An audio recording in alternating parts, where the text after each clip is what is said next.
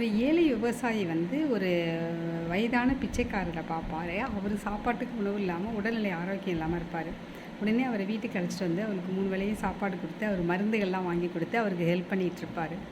டெய்லியும் விவசாயி வேலைக்கு போகிறதுக்கு முன்னாடி இந்த வயதான அந்த பிச்சைக்காரருக்கு எல்லா உதவிகளும் செஞ்சுட்டு, அவருக்கு வேணுங்கிறதெல்லாம் மருந்தெல்லாம் கொடுத்துட்டு தான் அவர் வெளில போயிட்டுருப்பார். ஒரு நாள் திடீர்னு அந்த வயதானவர் இறந்துடுறாரு. இறந்ததும் அவருடைய வச்சிருந்த பையை என்ன இருக்குது அப்படின்னு செக் பண்ணி பார்ப்பாங்க. அதில் ஒரு கடிதம் இருக்கும்.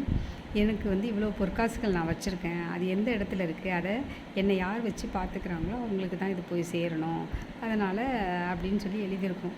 உடனே இதை மனைவி சொல்லுவாங்க, நல்லதுங்க, நம்ம நல்லது செய்ய போய் நம்மளுக்கு கடவுளே உதவி செஞ்சுருக்கிறாரு அப்படின்னு சொல்லுவாங்க. இல்லை, ஒருத்தருக்கு நம்ம ஏழைக்கு நம்ம உதவி செஞ்சு தானமாக கொடுத்த எதையுமே நாம் திரும்ப அதுக்கு கூலி எதிர்பார்க்கக்கூடாது. இது ஏழைகிட்டேருந்து வந்த பொருள், அதனால் ஒரு ஏழைக்கு போய் சேர்றதான் நல்லது அப்படின்னு சொல்லிட்டு அந்த ஊர் பஞ்சாயத்து தலைவர்கிட்ட போயிட்டு கொடுத்துட்டு, இது ஆஸ்பத்திரிக்கு வச்சுங்க அப்படின்னு சொல்லிட்டு லெட்டரையும் கொடுத்துட்டு அந்த ஆஸ்பத்திரிக்கு ஹெல்ப்பு கொடுக்க உதவி செஞ்சுட்டு வந்துடுவார்.